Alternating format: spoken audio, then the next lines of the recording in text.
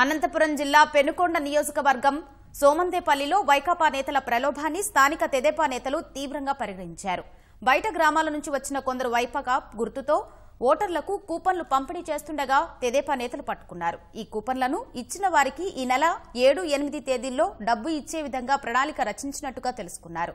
కూపన్లు పంచుతున్న బృందంలోని ఓ యువకుడిని మొదట పట్టుకున్న తెదేపా శ్రేణులు అతడి ద్వారా మరో 10 మందిని పట్టుకుని పోలీసులకు అప్పగించారు. పెనుకొండ నియోజకవర్గ ఎన్నికల రిటర్నింగ్ అధికారికి ఫిర్యాదు చేశారు.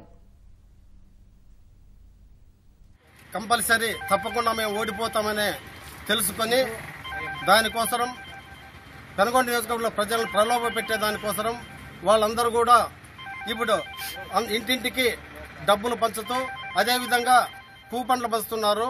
ఆ కూపన్లు తీసుకున్న తర్వాత వాళ్ళ డబ్బులు ఇచ్చేదానికి కూపన్లు పంపిణీ చేస్తున్నారు. దానికి మేము పోలీసు వారి దృష్టికి, ఎలక్షన్ కమిషన్ దృష్టికి తీసుకోగా వాళ్ళు సోమందేపల్లిలో కొంతమంది అరెస్ట్ చేయడం జరిగింది. వారి మీద కేసు కూడా బుక్ చేయడం జరిగింది.